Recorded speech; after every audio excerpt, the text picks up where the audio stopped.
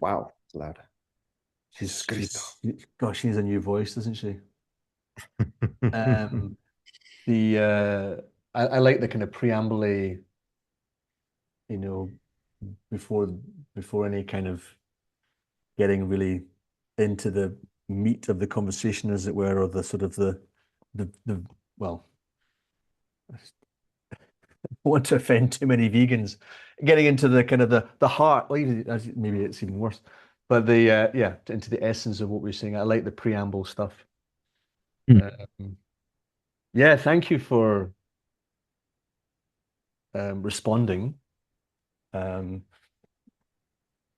it's really interesting that when I shared what I shared with you, with the energy I also shared with Moses, because Moses said pretty much a very similar thing a few days ago, or last week, actually, about this taking responsibility for the ideas that come to you, and at what point does one, even though we all share, I think, the same desire for people together to come together and listen to the field and then inform, and that balance between uniqueness and the oneness with different names to everything. And then nameless one refusing to take a name at all and keeping everything as nameless and until those who are present can, but then it can never be, well, unless 10 people at exactly the same time said the same thing. It's always going to be one person that names it, whether it's naming a child or naming your organization or the work. Uh, and you've been living with open world theater for many, many years. I'm living with the game, and now people go, yeah, that's his thing. It's my thing. And I don't want it to be my thing, but it is my thing. So Mm. I think we share that, and Moses does as well. I'd love to have his perceptions on this as well. So because I think it's somehow, I'll share a wee bit and then pass over to you, and I'll just say over when I'm because I feel this very alive in me around. I think men of a certain age, white men, white skinned men, whatever you want to call us, rooted in maybe our ancestry, rooted in Europe or whatever, but very much carrying a lineage or an ancestry of potential violence and things that that ancestor did that, I'm not conscious of doing myself, but it's there, and wanting a very different world to be born. And I didn't choose to be, well, you can question that, but I was born and grew up in a Western Scottish Glasgow, very few different cultures there. And that's what I was born into. It's who I am. It's what my conditioning was. But having traveled so much, I don't connect to that identity anymore. And I'm not, I get who Graham is and I've got all that stuff. But then coming with that desire to bring people together, it's that sense of, yeah, having that projected onto you. Your classic white colonial mind, your take is your vision, you're imposing on us, you're doing all this, we just, that's what you want. You're a cult leader. So that's where I'm sitting. And I got this very interesting feedback today from a man saying, when a beehive, because he works with bees, he says when a beehive starts to swarm and it needs to move, then the scouts go out, all parts of it go out, they find somewhere, and then they all agree that that's follow that bee. That bee, somehow the way the bee dances has more energy or more life to it. And they go, that's the bee we follow. And in a similar way, is that the same with humans? So that you clearly, and it's obvious, I think, to anyone who's met you or worked with you, got that. I've got it, I resent it and I push it back, which might hurt me or harm me. But it's that sense of being the bee that says, I know where to place this. And then the swarm comes, and then it becomes not about that person anymore. So I feel in my own life that I was doing that 20 years ago, really pushed it, became attacked too much. I said, I can't do this anymore. And then you're in that, you're out in the streets, you're doing it, seeing it, and wherever this goes, if you watch Atlas doing what he does, it's that's the thing. It's being it together in public where other people can connect to the vibe in the field, and suddenly they're doing it without even thinking. So yeah, over. Yeah, it's interesting you say the word scouts, because that was actually the guild that I was a part of when I started New Kind Festival. And so that was an alternate reality game that had this fiction that we had to leave Earth. And when you came to the festival, you were really in like a boot camp to prepare for a new planet, because we're all going to leave and you had to choose your guild that you're going to be a part of. We called it a faction at the time, not a guild. So yeah, I definitely relate to scouting, to being a frontiersman, a journeyman, an adventurer, an innovator, all those sort of things. And I think I'm more interested in the new than the artistic. I mean, I would consider myself an artist, but at the same time, I'm more interested in what the next thing that unfolds is. So I'll put down a craft if I've like, yeah, okay, I've got that now. And then what's the new art? So I'd say I'm even more of an innovator and frontiersman and scout than I am an artist.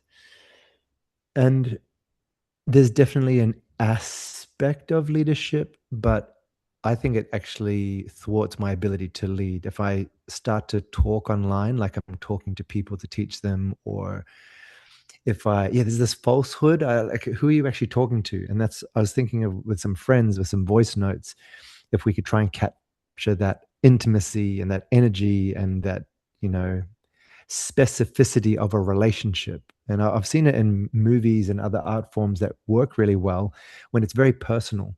And something happens when I think of myself as a leader of a movement or a teacher, I lose that intimacy and that ultimate truth, really. And it starts to have a film of presentational kind of wording or energy.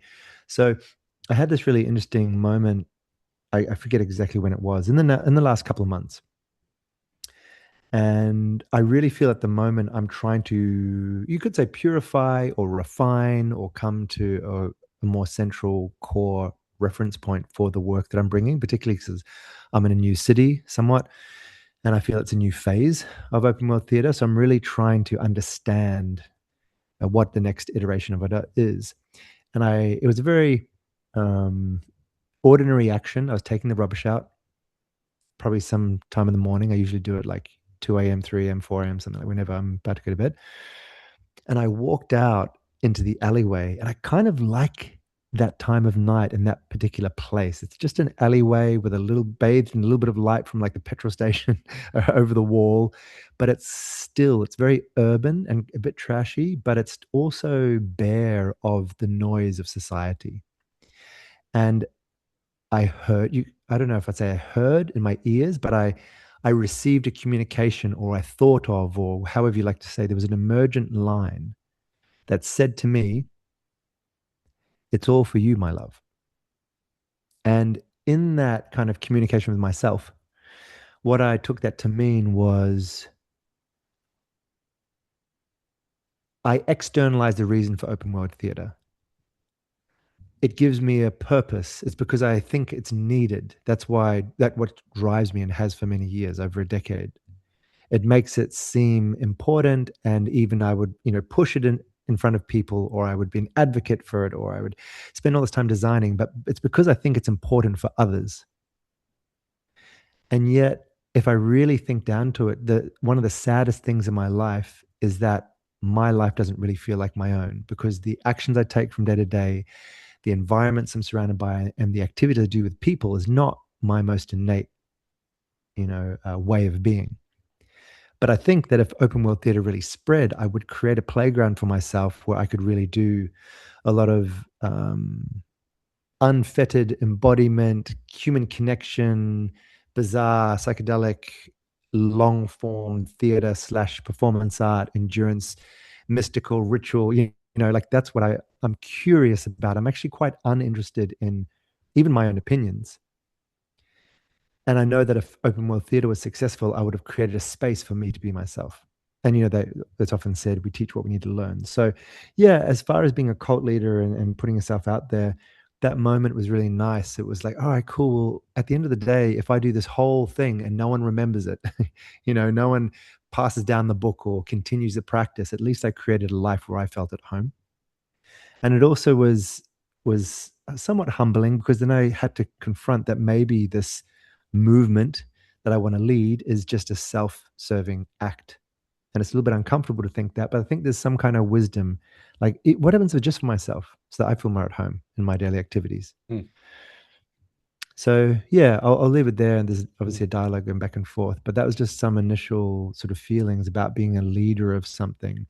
And yeah, maybe I'll close and then hand over. Is I trust love, and I think that word needs a bit more examining in this context. It's like, I trust fascination, a purposeful dynamic that is magnetic, that draws you or me to our particular subject of study, that has a sustaining pulse that keeps coming back to us, that opens us, that connects us, that invigorates us, that feels us maybe more hopeful about the future, that makes us want to serve others, etc. That's the kind of love I'm talking about. And if that's present in a project, then I would be happy to rub off the label or the name or the nomenclature semantics of what it is, and just say that thing, that entity, that energy is good to spread. It's good that it's out there. And if I've found a channel that will allow me to flow that into the world, not because it's my idea, but because that element of the universe I think is a beautiful thing and a valuable thing and of life, then I would get behind it because of the energy that that project adds to the world. Over. Thank you, first of all, for saying nomenclature. It's been a long time since I've heard that word in open play. Lovely. Yeah, the naming of things. What came to mind was, and also to heart, because there's for me, this idea that, as you say, we create our own spaces to grow. And the language that has evolved in me around games is like, when I was a kid, I didn't like other people's games. They were the tough boys, or the kind of the bullies, or the or the geeks that I didn't really get on with, but they were shy and sensitive, so I kind of tried to belong to that, but I didn't really belong to any of them. And then I was the kind of sporty guy, and then I could do that well, but it didn't fulfill other parts of me. So really, doing the gaming now is, I want to create a space where I can explore anything and invite others in. But as you say, I'm really doing it for myself. I'm creating, in some ways, a paradox of, I'm creating my game, which I want to be our game. I don't want it to be my game. I want it to be our game, but we all decide, rather than that guy over there or her over there who's, whatever. And so that paradox of holding spaces for others to step into a different way of being, that maybe is our role, our kind of that energy of, as it were, the life force or the feeling or the energy is saying, no, you if you don't do that and go out, then that energy is going to consume you. And I can feel it. If I don't put this out there, if I don't, and what I'm doing is I'm putting the energy into writing the book, which I'm doing every day, which in a way feeds that energy and allows it to move. Yet the fear I have of once again going back out there in this culture, Spain and Catalonia, where such a different vibe and energy, to be attacked, to be ignored, to be revoked, to be ridiculed, to all of that, and just go, all right, but just one person who gets in the vibe, that's for me is the balance. And then when the money comes in, because as soon as the word money comes in, which I've recently explored this energetic aspect, that money actually maintains separation. It allows people not to engage with others. Well, I've got enough, just order my food online, don't have to go anywhere. Thank you. I just don't want to deal with the scum or the assholes or the toxicity. No thanks. Whereas without money, we have to face each other. And so that may be what's coming in the next, once we go into different ways of, whatever is transforming or collapsing, and the new is coming. And this I sense we share this in a way. I feel addicted to the new. As soon as I feel it's crystallizing into a structure and a form that's repeated again, I say, okay, that took us here. Can we just let that dissolve and do something else? So the kind of the maybe that's the mirror, is the open world theater and the game and now are just such meta structures that allow for the infinite to be constantly repeated again and again and again and again, and doesn't lose its energy. And so as soon as it's defined and crystallized, that's what kills it. And to invite people into those spaces where, all corporates, all businesses are by their nature, by their setup, designed to be the more optimized, mechanical that they work, the repetition, the more that infects society, the consumption, so on. That machine way of being takes over. The hypnotization, the hypnosis of the social media, the phone, rather than, wow, you're in my body. I feel, this is uncomfortable. I'm alive. And I think I certainly forgotten what it feels like. I can feel a lot of emotion coming up. I feel that force of being alive. People are so used to the social media, the mechanical, the being told what to do, the bombardment, they've forgotten. And it's actually frightening to actually let go of that and say, no, you do have agency. You do have a sovereign decision. You can walk away from that if you want. But it's scary because, mommy and daddy aren't there anymore and they're not telling you what to do. I'm in this, really, there's this longing for that vibration consistently in my life. Oof. Over. Yeah, that vitality that you speak of, and it was moving you, that emotional remembering of what's possible, how life can be. I know that exact thing, and right now I really feel I'm on, you could call it the precipice or whatever. I'm right up against that membrane threshold to be in my work in a new way in the world, or be in my life in a new way in the world. And I know what it's like, in the hero's journey, that denial of the call. You hear the call and you go, and then you retreat. And I've retreated so many times, and some of my attempts have been fairly long running, even months of exploration. But I can really feel a number of the self-sabotage things which convince me not to just be that version of myself. Or, watching my daughter, who's 4 months now, how really dedicated toddlers are, or newborns are, to what they need, what they want. They're not going to debate. They need to eat or sleep or move or whatever it is. Imagine if we were so unreasonably dedicated to vitality and to our love, and we just didn't, I don't care, we just kick and scream until we were doing what we we're doing. But we become very reasonable and compromised as adults. And so I think my biggest meditation, the biggest mental maze, would be to not listen to all the things that are very convincing, that tell me I can't just be that version, that vitality, take up those daily tasks, etc., and so on. I really just think that's it. That we can say, oh, the world's not ready, or this or that, or we don't have the money, or the people don't understand it, whatever it is. But I personally think that all of those are just convincing ways to shy away and be cowardly, and refuse the call. So yeah, that I very much feel that's the maze that I'm trying to pick, is like, I actually don't need any other steps. Nothing else needs to be in places, particularly after all these years. I mean, we know the true tone, the central resonance of our work. We have spoken it many times. We can guide people through it. We can live it solo and just explore it ourselves. And the truth is, the world's not going to stop us. I mean, we might be ridiculed and called cult leaders, but what's more probable is we'll be ignored, because it's actually quite hard to get attention. It's an economy of attention. Attention is very valuable. And you see a lot of celebrities using that, even if they're quote unquote the villain or the bad. I mean, that's PR. If you could be stirring and getting a lot of eyes on you, or me, or whoever else, as a cult leader, you would also get a lot of clients. You'd also get sponsorship. You'd also get partnerships. Da, da, da. So I think it's like, that's not the first problem. Maybe that problem will come later on. But I almost feel like we don't need to worry about, is it your game? Is it my game? Whose game is it? We just need to play and get any organ, like any component part of the game, whether it be Game of Now, Open World Theatre, or any others, uni one, whoever it is, to have traction, to have consistent delivery, for the craft of it to be refined as well, because a number of times over, the experience of it and the technology of it is going to get, more and more honed, to get revenue running through it, etc., and so on.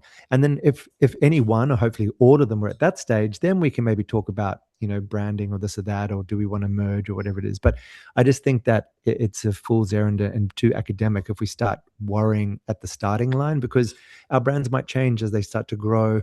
And the fact is, we are in a branded environment. We are not necessarily doing this in the hills. We're not going that route. We're not fully underground. We are wanting to be part of a community which does rally around a certain brand and certain identities. And we are in an economy of that consumer capitalist kind of space. So if we're going to work from within that system, yeah, we have to be okay with a brand that's recognizable. We have to be consistent with it. We have to own it. We have to receive money for it. We have to make it replicable so other people can do it. And all of this is simply so that the lifeblood can flow through, and then we have a reservoir of resources, of people and money and interest and all this kind of stuff, to then start to worry about these things. But otherwise, refer to point A above, it's just another reason kind of not to do the thing. And a lot of those could be considered negative emotions, like, oh, I'm frustrated or embarrassed or I'm worried or whatever it is. But love, or the positive emotions, can also be used in the same form of self-sabotage. And I felt that just today, actually.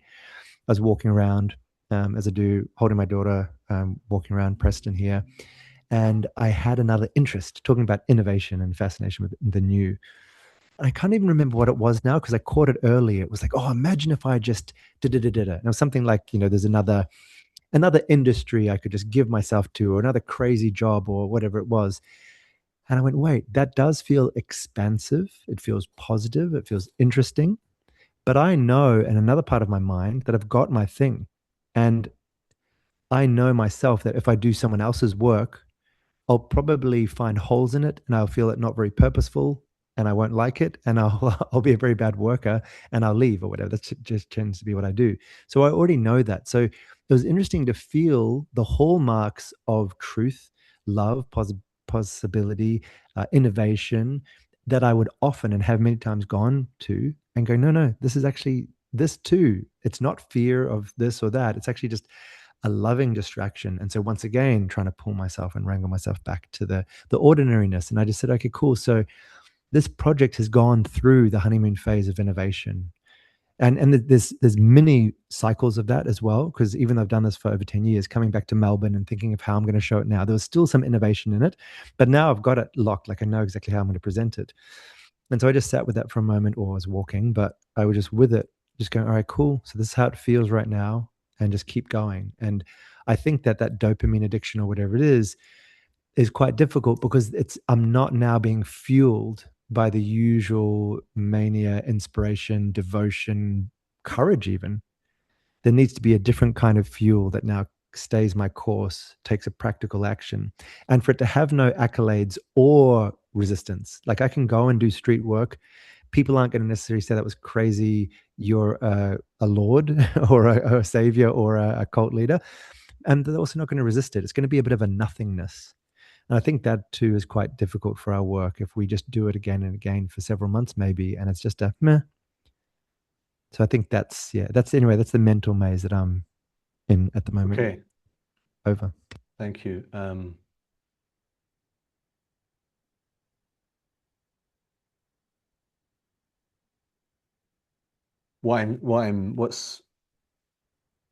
I've got this current fascination with the field, or so in between us there's a connection. We're not in the same physical space, but we are connected. We have met in person, so we have physically touched. So there's this sort of, I'd say, memory in the field of, I know who this is. And so that's activated. And so despite our physical distance, there's the connections, that field is there. And anyone stepping in, whether listening to it, regardless of where and when they are or who they are, something happens in them. And this sense of, in a way, the craft or the art of what's emerging in our cultures and societies and communities is when people start to gather they know how to do that. They know how to, okay, that's my stuff. That's his, okay. But there's something else.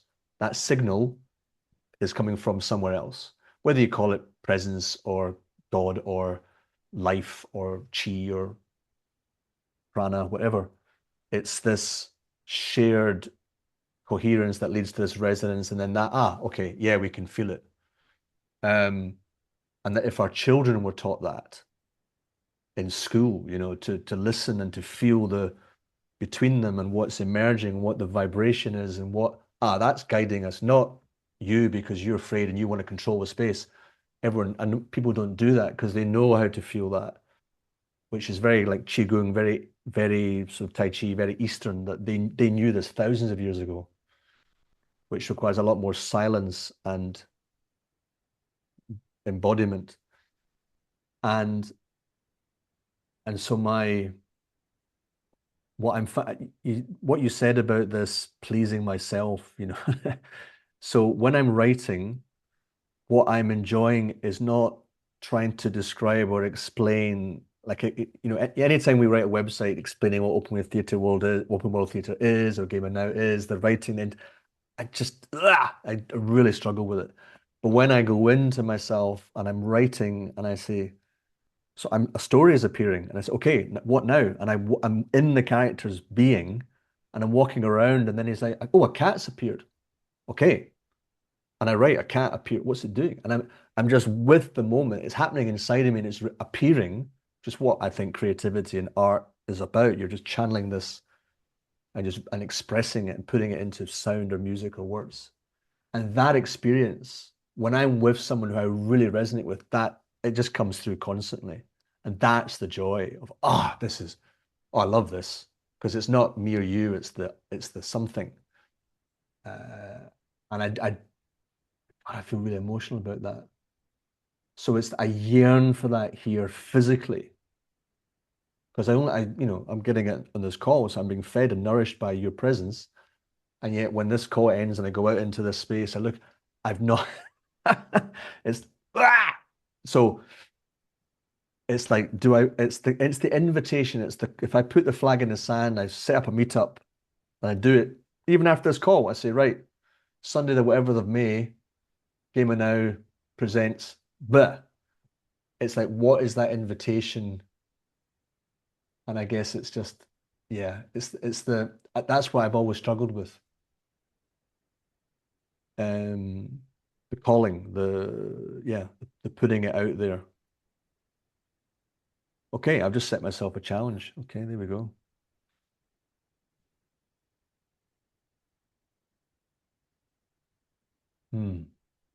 Over. Yeah, really cool to listen. I loved your naming of, the field, that quantum entanglement, when you've got these atoms which have entwined, doesn't matter where they go now in the universe, they can resonate and affect each other, which is also why I really appreciate the times that we've been in the same space and walk the streets together in each other's slipstream. So yeah, I just want to listen and feel and just talk even in abstract terms about what I feel is here now. And it's an expanded now. I mean, like 2026. I mean, planet Earth, particularly Western civilization. I mean, our game. I mean, what I'm called, what I want to bring.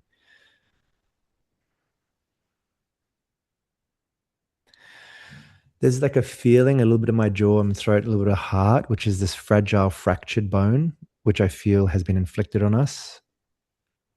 I just feel the horror. I think it's quite blatant. Like particularly Facebook, when I go on there, they keep showing me disfigured people, and not even one particular thing. It's like different wars or different horrors or different this and that. I'm just like, it's really programming horror. It's programming, and also having had some different transcendental experiences and medicine journeys and things like that, there are certain disorienting realms. And I'm also feeling that in some art.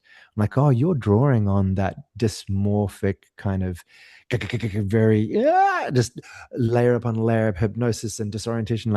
So I'm noticing whether it be intentionally injected or people are kind of channeling it, or it's being used in a war of attrition against us or whatever it is. yeah, I feel us, or I can feel part of us. And I really want to create spaces that are sanctuaries without them being whisper filled, kitty glove handled, apologetic spaces of sympathy. And I'm thinking of things like a tea room or a bathhouse or a gym mat acrobatic play space or something like that, a place where you can get in person with people, see people eye to eye, have an openness in the body, playfulness, connection with the space, but also time to feel. No screens, no technology interface. I also want to be in the streets, and I want to feel community. So just the other day when we're doing open world, one of the exercises I love to do is the stillness walk, where we just walk very, very slowly in pairs toward each other. So one person will be there, the other person walks, and I've timed it. It's about a minute per step. So if you want to do it for half an hour, you take 30 steps. And you turn and face each other. And it was really profound. There's probably, I would say, roughly 16 people in the workshop. So 8 pairs. And that created such a huge impact in the middle of Melbourne City, one of the main streets, I think like Swanson Street or something like that. It was just people being very slow, walking as slow as they could towards each other, being very present, like a moving meditation. And there'd be people literally running through the city who would like stop. I saw this one guy literally be jolted to a standstill to look like what was happening. You know, it was so impactful to his senses to have slow people walking. He actually just was cut and went, "Oh." It was almost like there's a glitch in his matrix or what. It was like, what is, and then he kept running. And another guy was going up and berating, like a bit aggressive, like that these people were walking slow, and I had to go up and just be there in case he was going to be violent or whatever to sort of guard them. There was another guy came around and goes like, what's going on here? Is this some kind of new trend? And I was like, yeah, it is. And he's like, oh, what is it? Why do people do it? And I said, oh, just for presents. And he wanted to know more about it. There's other whole groups of people. Like there's a group of about 5 people who are like, oh, what's going on? Taking out their cameras, filming. There was another guy that I saw take his camera and was standing there for over 10 minutes, just filming, you know, in anticipation of the meeting. So it was interesting, you know, we're not being loud. We're not wearing costumes, you know, in many ways we should be invisible. But there's something about that clarity, or you could say almost cleanliness of air and presence and listening, that I deeply want to share, that I deeply want to create space for. And I feel, talking about connection and shared resonance and fields, so often in my life, I feel alone, even in conversation, because I'm like, oh, we're not even really talking. Like you're throwing images and words at me, but you're not even connected to what you're talking about. You're definitely not connected to me because you're not talking to me, talking at me. I'm not interested. I'm like, we're not even here with each other. And when I talk to someone, I look in their eyes and they are with me. When I feel a bravery to be attendant to what's actually alive and coming through, and then particularly when that's coated with an eloquence and an artistry and imagination, makes it even nicer. That's when I finally feel like I'm with someone. And a key part of that is allowing the noise of distraction and of falsehood and of all the discomforts to slowly soften. So yeah, that's my piece. Just trying to feel right now in the field. It's something to do with, we have been bruised, we have been fractured, and I deeply desire to create beautiful, clear spaces for people to connect with each other. Over. Mm.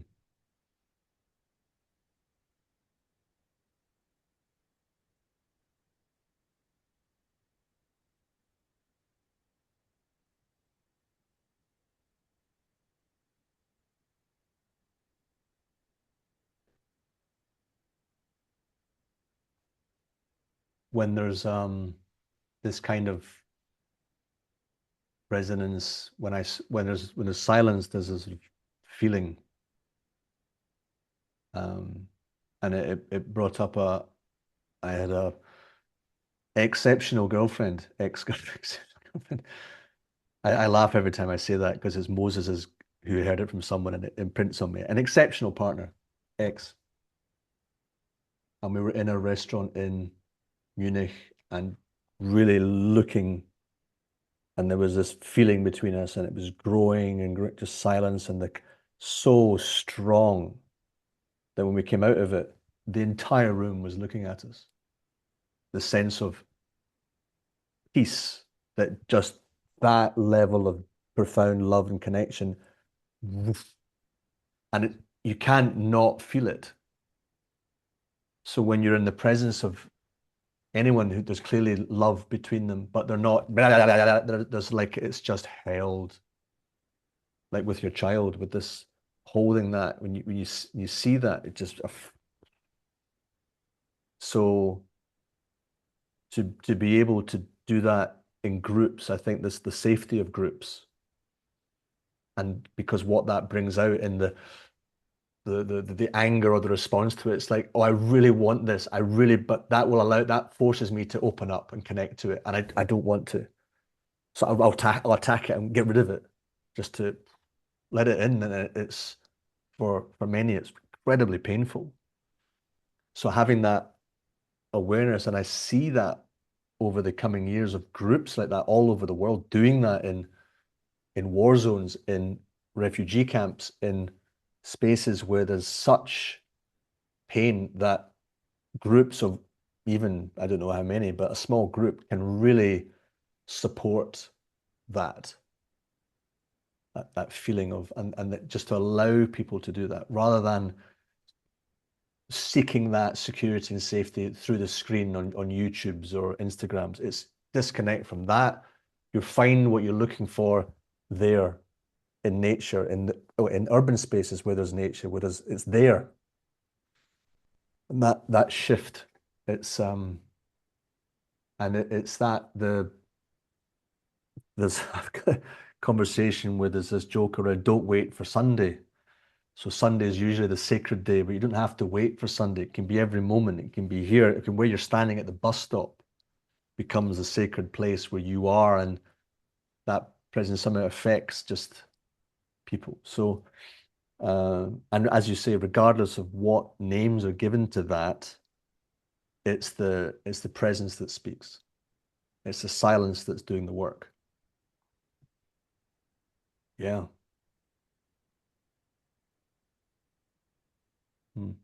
Over.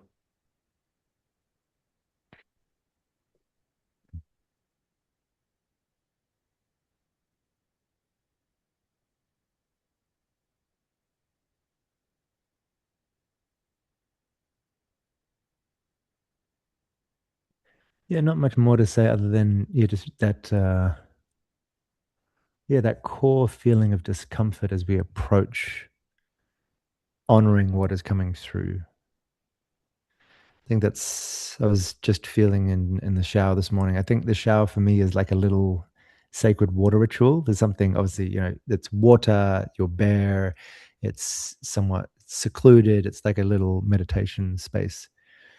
And I was just feeling like, what is in my field? What am I holding? And I just felt into this idea of excitement about doing something in the world. And then the clarity of ideas that are there for me in the beginning, the vision of where it's going to exist, as a workshop or as a space or as a book or whatever it is. And then I could feel, just in an abstract way, the next step. There's a bridge from inspiration to product. And I could feel this somewhat an emptiness, a groundlessness, and just this physical discomfort of like, and I could go further into like, what I think in those moments, or but just knowing that shape is in me, I really feel that is it, is we, the holders, or at least we who are listening and can hear the invitations to still ourselves and feel the discomfort, which are it's like on railway tracks where you can switch to a different track, the distractions to either go back or go a different way or fall in love in a different direction or whatever it is.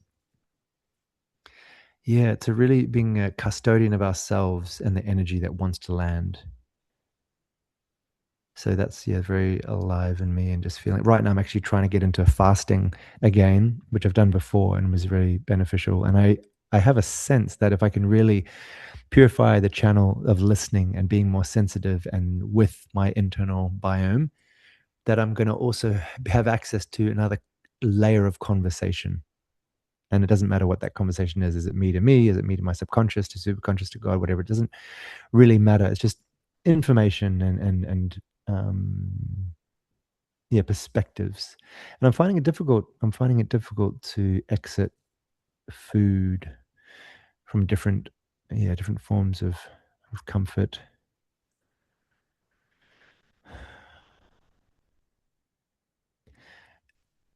And one other thing just to comment on, because I think it was one of the seeds of this whole thing as well, was this whole cult leader thing. I mean, sometimes it can come from within. Like, I think if we have combative moments or someone feels like they push beyond a boundary or whatever, it can come from within. But initially, I feel it's often, or for me at least, it's come from without. It's come from people that see me online or see a lot of people getting behind a thing and then like, oh, you got this cult leader thing. But I want the people who've actually done the work to be the spokespeople, because otherwise it's in talking about being present and emergent, what's in the field, what's here. That's a key part of our work. That conversation or that comment coming from outside of our community or outside of our field is actually not present. It's not what's alive. If I was doing work with someone and then it came, well, then it's alive because it's here, it's with the work.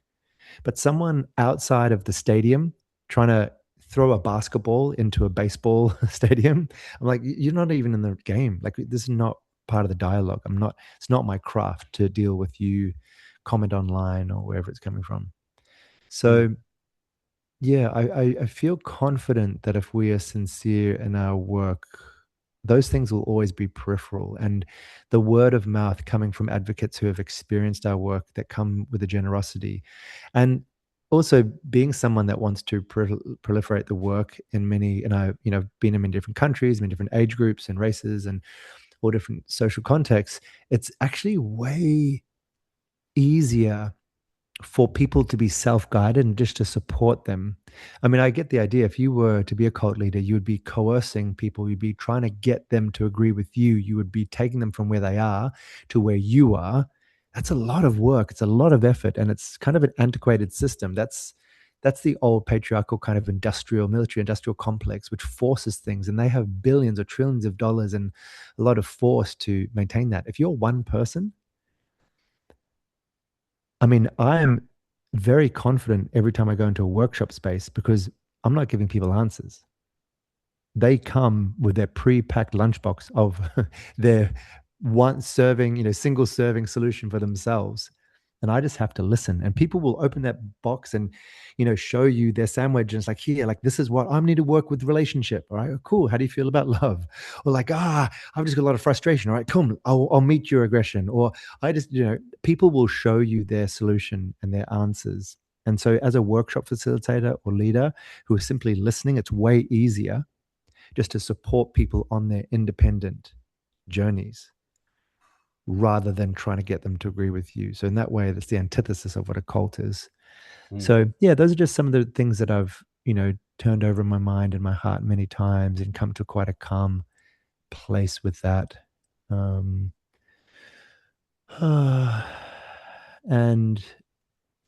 yeah, the last thing I'll say in my little snippet here is I'm just realizing how patient I need to be, because there's nothing that needs to be decided differently. I've got a clear vision of what I'm doing. I'm in the city that I want to be.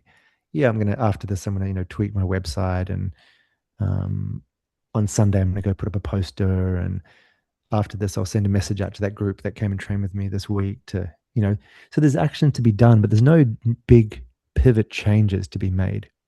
And yet I'm probably not going to be in the world that I envisage for some months yet. So it's really just staying the course. Because in a movie or in a video game, the feedback loop of result is so much quicker.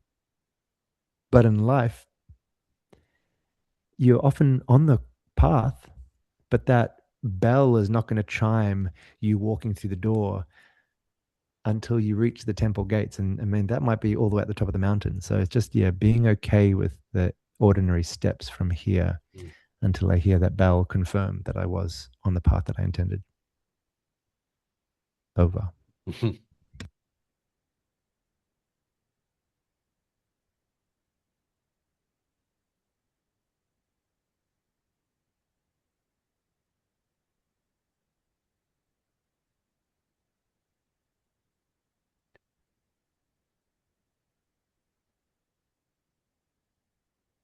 There's an image that came during your what you were sharing there, and I was wondering, is it still going to be there when it's my?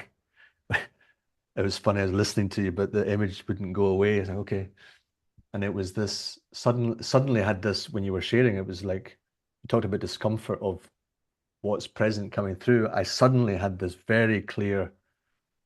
Wow! Imagine being a woman pregnant fully with the baby just about to come through. The level of fuck, the fear, the pain that's coming, this whole, I cannot imagine what that's like to have that. It's gonna, there's no, you can't do anything. It's coming. So honoring that in all women who feel that, and I guess every month as they bleed, it's that sort of on a contraction, on a way with the earth and this, and so as a man, you know, making a move and saying, here's a flag in the sand, an invitation, a call out to come and receive that and find the balance and the humility to, you know, we're the intention to create a field here, but all that is present is welcome. All that is here right now is what is here right now, and we either acknowledge it and share it, or we can just feel it together until either it moves or so. It's I just sometimes am fascinated by how similar what we're doing, different language, different personalities, different backgrounds, different accents, different modalities, etc. But it's this, and Moses as well. What you know, I've been in so many of his rooms, and it's the same thing. So I guess all we do is we do what we do. We connect, we share, you know, that somehow the resonance in these people will be having this conversation all over the world. This, I'm sure, and it's happening. It's this movement from the new emerges between us, not from one person or a book or a text. It's emerging constantly between us when we connect in a certain way with honesty and truth and sort of genuine love and compassion for each other and ourselves. And what might come through, even if at first, oh, don't like that, but okay, that's telling, but it's real. Yeah.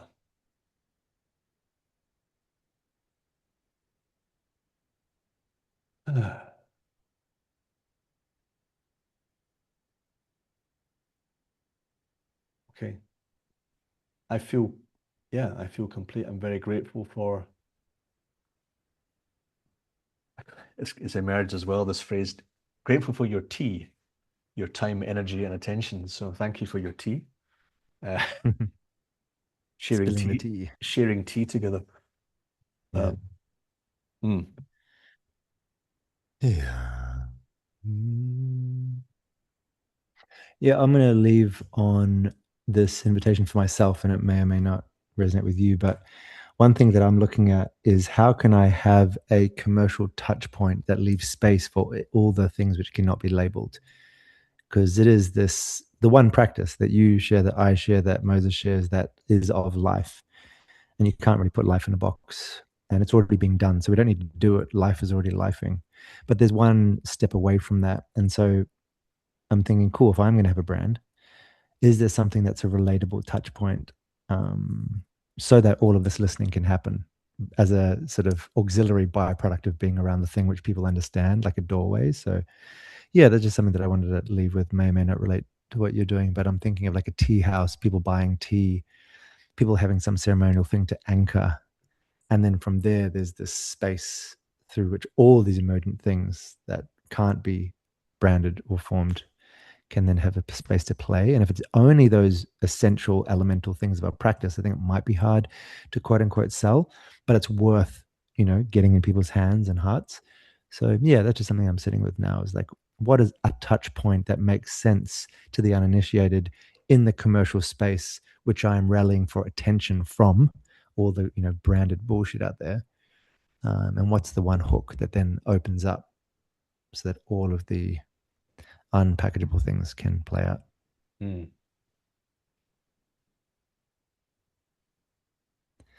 Thank you for tea. On that note, thank you for the tea. All right, so cool. I'll